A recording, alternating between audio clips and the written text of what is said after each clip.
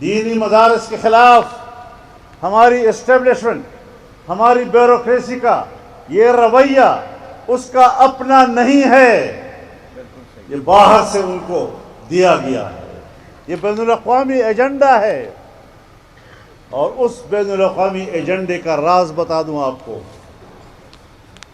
اسی بین الاقوامی ایجنڈے کا راز یہ ہے کہ مذہبی نوجوان کو مشتعل کیا جائے۔ آپ کے مدرسے کے اندر کی نظام تعلیم سے تشدد پیدا ہوتا ہے، تشدد سے دہشت گرد پیدا ہوتا ہے، دہشت گردی سے فساد پیدا ہوتا ہے۔ یہ ایک مفروضہ ہے۔ 9/11 کے بعد یہ نظریات پیدا ہوئے، اسلامی نظریاتی کونسل قائم کی گئی، اور اس اسلامی نظریاتی کونسل میں تمام مکاتب فکر کے ماہرین شریعت اور اس کے اندر ماہرین آئین و قانون کی نمائندگی موجود۔ 1973 میں یہ ادارہ بنا اور 2025 آج تک اسلامی نظریاتی کونسل کی کسی ایک سفارش پر ایک قانون سازی آج تک نہیں ہو سکی۔ دینی مدارس کے خلاف ہماری اسٹیبلشمنٹ، ہماری بیوروکریسی کا یہ رویہ اس کا اپنا نہیں ہے، یہ باہر سے ان کو دیا گیا ہے، یہ بین الاقوامی ایجنڈا ہے۔ اور اس بین الاقوامی ایجنڈے کا راز بتا دوں آپ کو، اسی بین الاقوامی ایجنڈے کا راز یہ ہے کہ مذہبی نوجوان کو مشتعل کیا جائے، اور پوری اسلامی دنیا میں وہاں کے مذہبی نوجوان کو مشتعل کر کے اپنی اپنی ریاست سے لڑایا جائے، اور ریاستی قوت سے اس نوجوان مذہبی نسل کا خاتمہ کر دیا جائے۔ اس کے بعد دوسری راز کی بات کرتا ہوں کہ مسلح تنظیمیں زبانی طور پر ان کی دشمن ہیں، اندر سے وہ سمجھتے ہیں کہ ہماری حکمت عملی کامیاب ہے، ہم نے نوجوان کو مشتعل کر کے اسلحے کی طرف لے گئے، اپنی ریاست سے ان کو لڑایا، لیکن ان کو اگر غصہ ہے اور اندر سے وہ کڑ رہے ہیں، وہ جمعیت علماء اور وفاق کے لیے کڑ رہے ہیں کہ انہوں نے اپنے نوجوان کو کیسے بچایا، کس طرح ان کو مثبت راستہ دیا، کس طرح اس کو امن کا راستہ دیا، اور کس طرح انہوں نے اس ریاست کو بچانے کے لیے ان کے مذہبی کردار کو زندہ رکھا۔ اس پہلو کو نظر انداز مت کریں۔ اور یہ رپورٹیں ہم نے پڑھی ہیں کہ ان کا زیادہ غصہ ہمارے اوپر ہے کہ انہوں نے ملاؤں کو بچا لیا، مذہب کو بچا لیا، مدرسے کو بچا لیا، طالب علم کو بچا لیا، اشتہار سے بچا لیا۔ تو اس بنیاد پر وہ سمجھتے ہیں کہ یہ لوگ بڑے خطرناک ہیں، اسی لیے مدارس پر دباؤ ہے۔ واہ واہ، ادارہ ہے، الزام ہے اس کے اوپر، آپ تشدد پڑھا رہے ہیں، آپ کے مدرسے کے اندر کی نظام تعلیم سے تشدد پیدا ہوتا ہے، تشدد سے دہشت گرد پیدا ہوتا ہے، دہشت گردی سے فساد پیدا ہوتا ہے۔ یہ ایک مفروضہ ہے۔ 9/11 کے بعد یہ نظریات پیدا ہوئی۔ یہ تقسیم مغرب کی، اور امریکہ میں مستقل ادارے بنے ہوئے ہیں اس طرح کی اصطلاحات گڑھنے کے لیے۔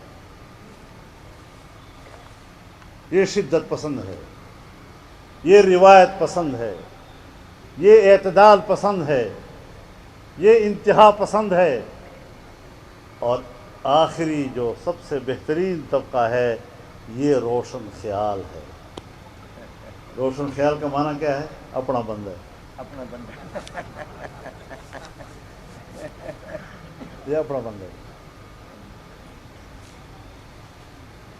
مذہب سے لا تعلق ہو جاؤ، مذہب کی رہنمائی لینے سے بے نیاز ہو جاؤ، یہ ہے روشن خیالی۔ رسول اللہ صلی اللہ علیہ وسلم کی بعثت سے پہلے جب دین کی روشنی نہیں تھی تو اس زمانے کو کیا کہا جاتا ہے؟ زمانہ جاہلیت کہا جاتا ہے۔ اس دور کو تاریک دور کہا جاتا ہے۔ یہ اصول میرے نزدیک صرف اس وقت کے لیے نہیں تھا، آج بھی اگر کوئی مذہب سے، دین اسلام سے بے نیاز ہو کر انفرادی زندگی ہو یا مملکتی زندگی گزارنے کا نظریہ رکھتا ہے، وہ خود دور جہالت کی آثار ہے۔ ہم علم کو تقسیم کرنے والے نہیں ہیں۔ وَعَلَّمَ آدَمَ الْأَسْمَاءَ كُلَّهَا، اللہ نے حضرت آدم علیہ السلام کو ساری چیزیں بتا دی، سارے علوم ان کو عطا کر دیے۔ وہاں تو کوئی تقسیم نہیں ہے دینی علوم اور عصری علوم اور جدید علوم اور قدیم علوم کا۔ حضرت نوح علیہ السلام کو لکڑی کا علم تھا تو کشتی بنائی، داؤد علیہ السلام کو لوہے کا علم تھا تو زرہ بنایا، ہتھیار بنائے، سلیمان علیہ السلام کے پاس بادشاہ گری کا فن تھا تو پوری کائنات کی حاکمیت ان کو عطا کر دی۔ یوسف علیہ السلام کے پاس حساب کتاب اور ریاضی کا علم تھا تو آپ کو خزانے کا قلمدان عطا کیا۔ اسی بنیاد پر ہمارے اکابر نے جو تعلیم دی ہے، الیوم اکملت لکم دینکم، آج میں نے تمہارے لیے تمہارا دین مکمل کر دیا۔ اکمال دین باعتبار تعلیمات و احکامات کے ہے، اور وَأَتْمَمْتُ عَلَيْكُمْ نِعْمَتِي، اور میں نے اپنی نعمت تم پر تمام کر دی۔ اتمام نعمت اس کامل اور مکمل دین کی اقتدار و حاکمیت کا نام ہے۔ یہ نعمت کا فرد کامل ہے، اور علماء کرام کے سامنے یہ باتیں کرنا مجھ جیسے طالب علم کے لیے زیب نہیں دیتا، لیکن آپ کو متوجہ کرنا چاہتا ہوں۔ جب حضرت یوسف علیہ السلام نے اپنی قمیص اپنے بھائی کو دی اور کہا جاؤ میرے والد تک پہنچاؤ، اور والد نے جب اس کو چہرے پہ ڈالا فرتد بصیرا، بینائی لوٹ آئی، تو پوچھا یوسف کو کہاں چھوڑا ہے؟ تو کہا ملک مصر، وہ تو مصر کا بادشاہ بن گیا۔ علی ای دین ترکتہ، اللہ اکبر، آپ نے ان کو کس دین پہ چھوڑا ہے؟ تو جواب دیا ترکتہ علی دین الاسلام، میں نے اس کو اسلامی نظام نافذ کرتے ہوئے دیکھا۔ واہ واہ واہ، بہت خوب۔ وہاں ہمارے اکابر کہتے ہیں وَأَتْمَمْتُ عَلَيْكُمْ نِعْمَتِي، نعمت سے مراد اقتدار اور حاکمیت ہے، اور یہاں یعقوب علیہ السلام جواب دیتے ہیں الآن تمت النعمہ۔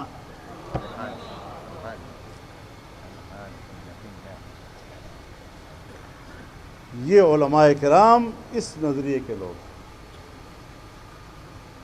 ہمارے حکمرانوں سے جب بات کرو کہتے ہیں ہم بھی کلمہ پڑھتے ہیں، ہم بھی نماز پڑھتے ہیں، ہم بھی تلاوت کرتے ہیں۔ او بابا میرا آپ کے کلمے سے کوئی جھگڑا نہیں، میرے تیرے نماز کے ساتھ کوئی جھگڑا نہیں، میرے تیرے روزے کے ساتھ کوئی جھگڑا نہیں، تیرے تلاوت کے ساتھ میرا کوئی جھگڑا نہیں۔ بنیادی بات یہ ہے کہ آپ مملکت کو کیا دینا چاہتے ہیں۔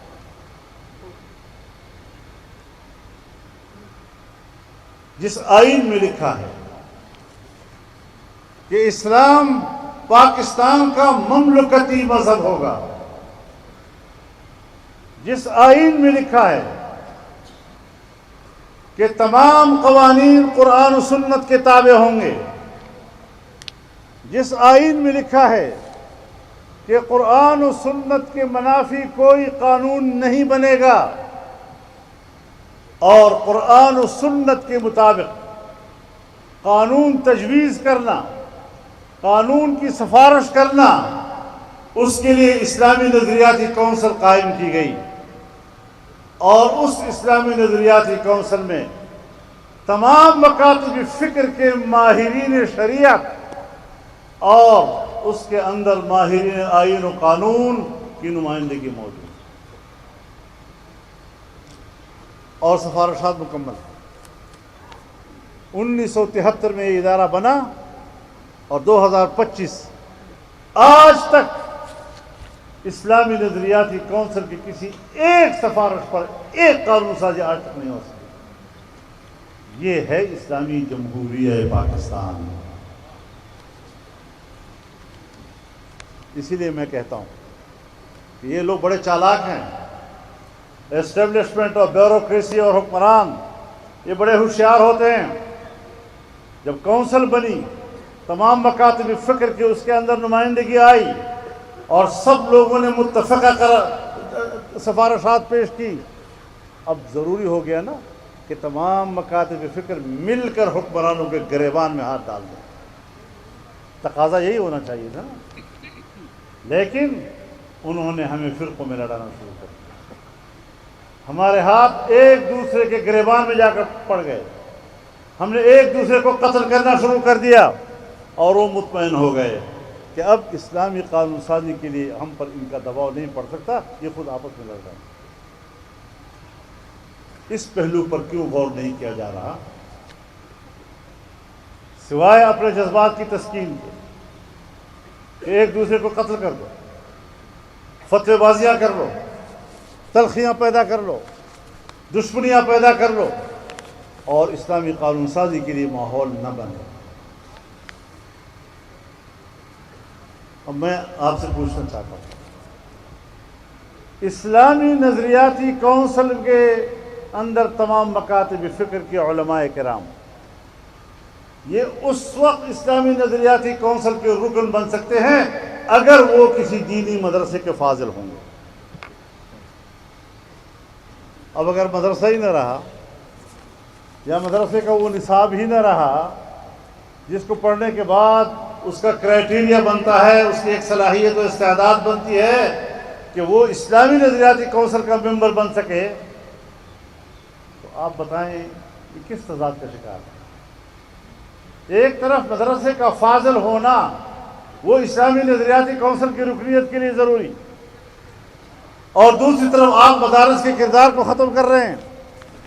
اس کا معنی یہ ہے کہ ملک کے اندر کوئی ایسا بندے دا پتر نہ ہو کہ وہ اسلامی نظریاتی کونسل کا ممبر بن سکے۔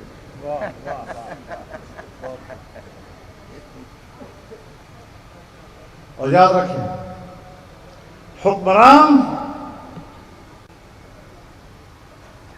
بین الاقوامی اسٹیبلشمنٹ فساد بھی مچاتی ہے تو معصوم جملوں کے ساتھ ہم تو امن کے قیام کے لیے جا رہے ہیں۔ افغانستان کو تباہ و برباد کر دیا اور ہم تو افغانستان میں قیام امن کے لیے آئے۔ عراق کو برباد کر دیا اور ہم تو عراق میں امن کے لیے آئے۔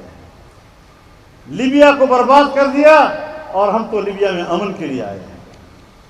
ان کے پاس الفاظ بڑے خوبصورت ہوتے ہیں، ہمارے لیے بھی کہتے ہیں ہم تو مدارس کو قومی دھارے میں لانے کی کوشش کر رہے ہیں۔ وہ قومی دھارہ تم جانتے ہو؟